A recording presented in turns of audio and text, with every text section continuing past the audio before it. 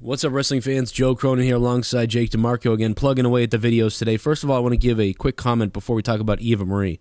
First of all, subscribe. Hit the red button down below. Make sure you subscribe so you don't miss my daily videos. Plus, hit the bell. If you don't hit the bell in the gearbox and subscribe. I also recommend following me on Twitter at Joe Cronin JCS because when I upload videos, we alert you on Twitter as well. So if YouTube doesn't alert you, check on Twitter. Or F it. Just go on to YouTube all the time and check my channel and make sure I haven't put up another video because I'm going to be uploading a lot now. There's a bunch we did today. Hope you guys love it. I also want to say that Claude Julien fired from the Bruins. It was a long time coming. They had to do something. I love Claude Julien, best coach that I ever saw coach the Bruins. And he's an amazing coach. He's going to do well somewhere else. They had to do something, and this is what they did. I believe the mistakes in the office is what caused this and the players not responding. But this is very similar to Terry Francona of the Boston Red Sox. And I love Claude. He's going to be gone. And I only comment on that because a lot of the hockey fans on Twitter asked me about it. So there you go. Let's get into Eva Marie now with her breasts and everything. As much as I hated Eva Marie, and I hate her spray tan too, get that stupid tan out of there.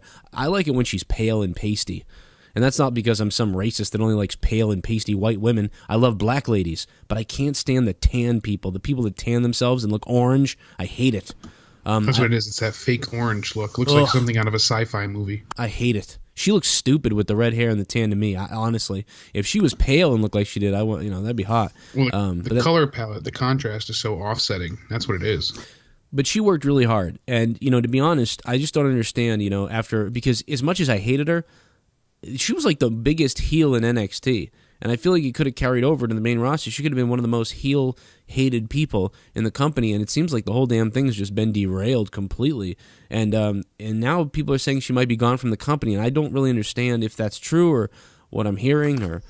Yeah, the reports right now, Joe, is that currently, if you look at her Twitter, at Natalie Eva Marie, she removed any mention of WWE whatsoever. She went ahead and she took away the moniker WWE Superstar from her bio, and she also unfollowed WWE as well on Twitter. So I don't know if that's a sign of things to come. Is she no longer with the company? But it was said that, WWE had plans to use her in a pivotal capacity. She could also be used as a manager coming up. So this could turn out to just be a big hoax. But I've heard this in a lot of places that, everybody's unsure of her status right now. Yeah, and that's what it seems like. There's no definitive answer, but all signs point to she's on some kind of hiatus. I mean, wasn't she filming a movie and now she's filming another one, or she's filming 3, or we don't know? Like, what? Do you have any idea what she's been up to? I know there was movies that she was filming, but why would she be gone for this amount of time? I know she filmed a couple of movies. One with she's starring with Nicolas Cage, Inconceivable. That's coming out in this year, actually, late 2017.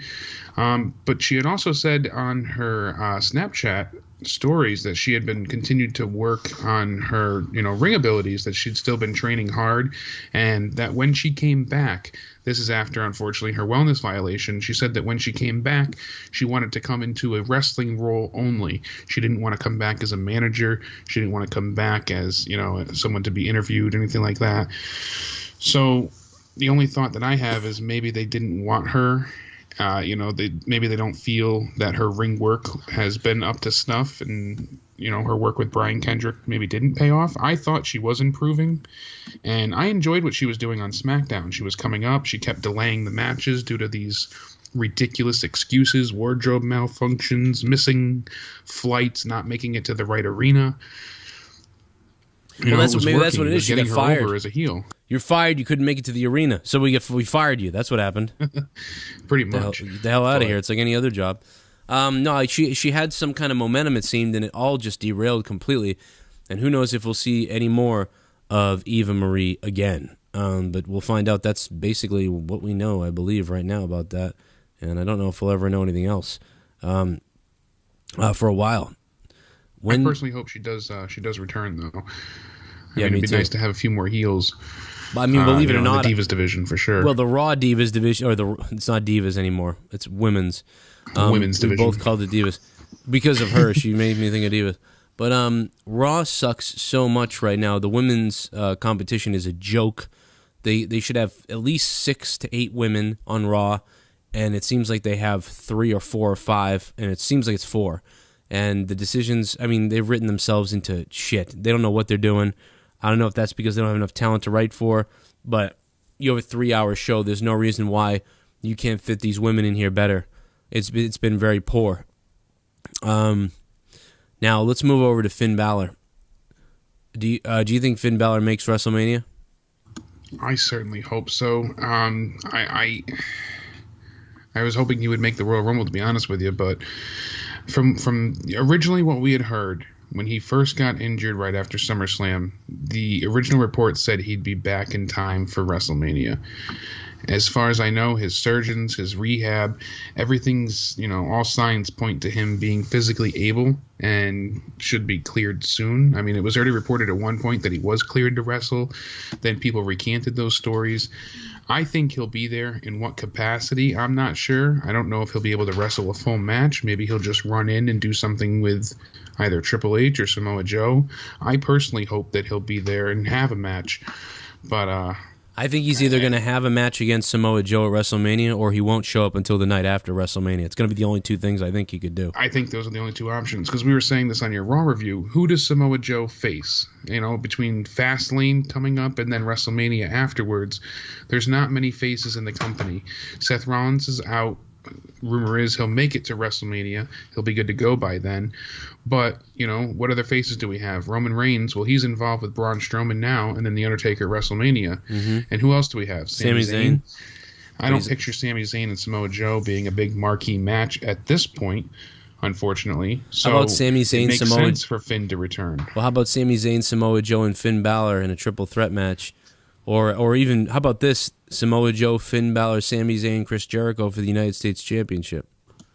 That I would certainly be for. That would probably be a fantastic, show-stealing match. Well, I don't normally like, fatal four-ways or anything like that, but if it was a fatal four-way or elimination, that would be something I would be on board with, just because it's the end of the year. These guys have a lot of time to build. Some of them have had injuries. They've all got to do something, I would think. So that I could maybe get on board with that one. I could too. I really could, but I think Chris Jericho is going to be busy with Kevin Owens at WrestleMania, so I don't see that happening I'm either. Sorry, you're right. Obviously, they're gonna fight at WrestleMania, so that's yeah. I mean, it's not set in stone yet. They could. WWE is infamous for changing their minds on the fly. I mean, they booked the winner of last year's, WrestleMania and the year before, for different matches up to the event, as people were walking out. So it just seems that that's the route they're going, though. It seems that's where they're going with it, but.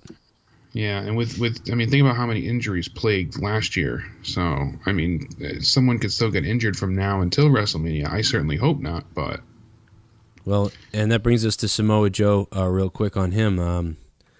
I know that I think he was booked decently. I didn't have an issue with it. Basically, what happened is what I thought was going to happen. The only thing that I noticed was that I liked he was allowed to speak on the mic the way I thought he should. And I was actually surprised that he came off so well on the mic. I know he has the ability to do that. I just don't know how he is allowed to express his ability in the WWE landscape. And he did. Yeah, he sounded fantastic. He was so genuine. He was filled with just such angst and drive. You can tell that his goal is set out to truly be the destroyer, He fits that moniker perfectly, and his gimmick is certainly over right now as well. The crowd wasn't a great crowd to judge that by, but overall... Well, his music sucks, too. I think whenever he comes out, it's like... Boom, boom, boom, boom, boom, boom. Sounds like a remix version of a Sublime song to me, I swear. Yeah, it doesn't... I think it's bad. I think it works for him. I think whoever did a good job, and they did do a good job, but it's... But it is not the most exciting music, and perhaps something more intense for him would be better. Absolutely, something a bit heavier. But yeah, I know you enjoyed his whole deal last night. I liked the opening of Raw. I just wish the outcome was a bit different. I wish that Joe was more, commanding in his match with Roman Reigns, and that had led to Braun Strowman interfering and picking up the pieces of Roman Reigns. Roman didn't even need to get pinned. He didn't need to lose. Neither man needed to win or lose last night. I just didn't want to see it set up to, basically it looked like Joe was about to lose last night. Roman hit the Superman punch, led into his, he was building to the spear, and that's when Braun Strowman interfered. And to me, it seemed like they kind of toned down Joe's, current, debut drive. So yeah, hopefully going forward he gets to be more of a monster heel. We'll see. Well, in our previous video, we talked about why Roman Reigns sucks, or does Roman Reigns suck is kind of more like it. Why does he suck? Why do people think he sucks? I just wanted to react to some of the people's comments, if there are any good ones. I'm taking a look at it. And this goes back to it is apparent that the Undertaker asked for this match, or that's going around now, that the Undertaker demanded the match with Roman Reigns or asked for the match with Roman Reigns, and that's why we're getting a match with Roman Reigns, is because the Undertaker asked for it. So I haven't heard that myself. I mean, anywhere legitimate. I've seen it passed around on Twitter a little bit, but if that's the case, so be it. Mark tends to know what would be good for the business, so maybe he sees something that we don't. They could very well have a great angle planned, and we just don't.